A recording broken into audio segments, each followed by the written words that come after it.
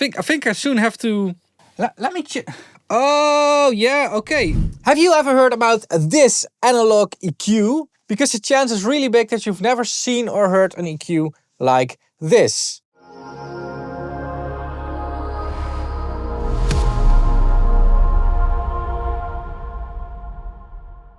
So this is the Neumann W495B analog EQ. This particular one is a mono one, but they also came as a stereo version.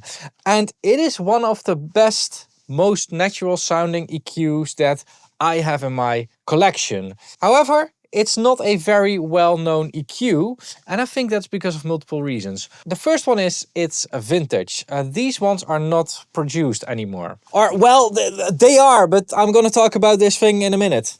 Second of all, they're not really easy to use. Like, does anyone have such a connector? These were made to be used in a Donner style analog console. I use it in my console. It actually comes from the gap over there. It also never was really marketed or promoted by Neumann. A lot of people don't know that Neumann also made other equipment than just microphones. And lastly, one of the reasons why this thing might be less popular is its limitations. For instance, you can only choose between 3 different frequencies on the low and the high frequencies, and there's only one mid band. So it's a bit limited, but everything that it is doing is sounding really cool. Now, one of the people that I bought quite a lot of equipment from when I was restoring my console decided to change that, to use this original Neumann design and make something better. And that's this. This is the, it's heavy. This is the VT-N95PE program EQ. And if you ask me, it solves all of these issues. So first of all, this thing is going to be newly made, so you can just order one. Second of all, it has connectors that we all use. And third of all, it's more extended in its frequency selection, and it has an extra midband, as you can see here. It also introduces one problem. It's quite big and heavy compared to this. Yeah. So it has 4 bands, a low shelf, a low mid band, a high mid band and a high shelf. And that's actually 1 band more than the original has. Also, the amount of frequency that you can choose from is way larger. And this is definitely welcome in the high and the low frequencies. Also, this thing is stereo, so we have the same settings over here for the right channel.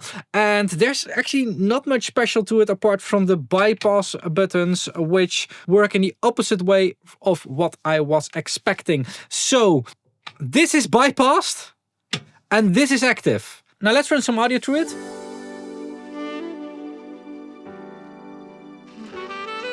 So everything is in the center position. It's not doing anything. And let's go for, I don't know, 12.5 kilohertz shelf. And let's just do it all the way, 15 decibels of highs. Here we go.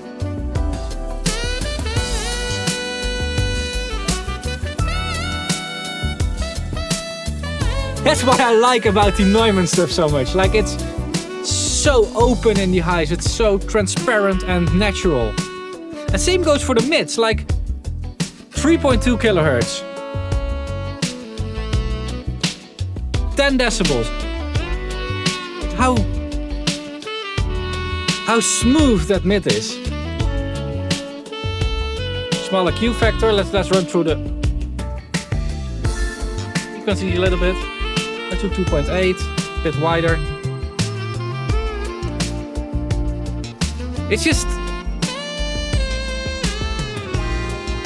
different from what you're used to from like the traditional tube EQs and all that kind of stuff. Like, it really has its own sound character. Let's go for the lows.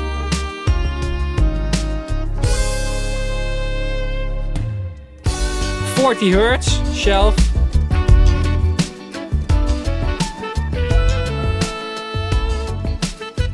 It has nothing of that like pull-tack oomphiness or something. It's really very tight and very...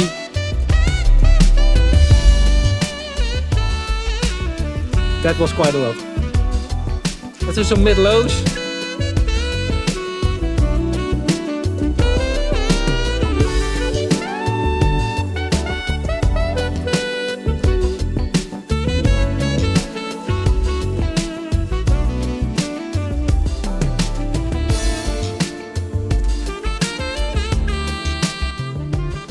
I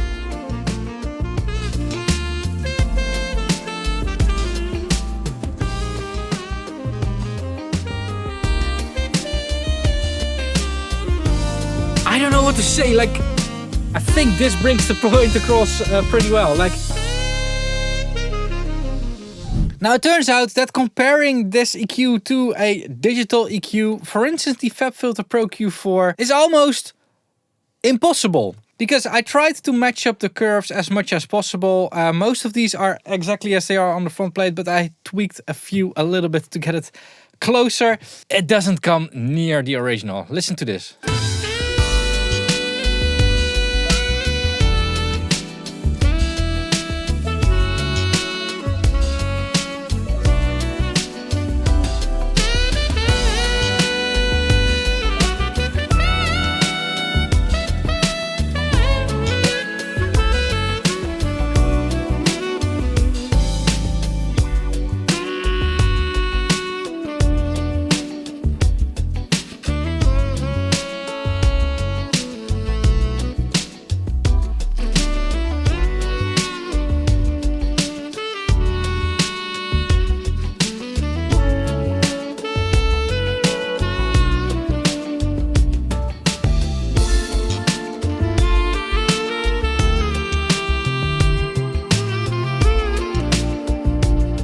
Yeah, not really the same. And honestly, what I think is the biggest difference is the warmth.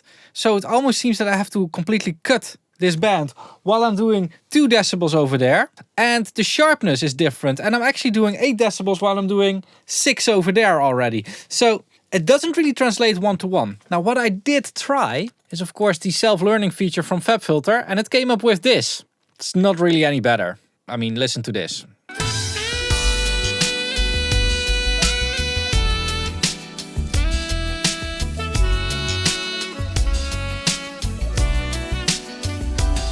I mean, I think that's enough. Now, one other thing that I want to do is compare it with the original. It's now back in the console. So, yeah, here goes nothing.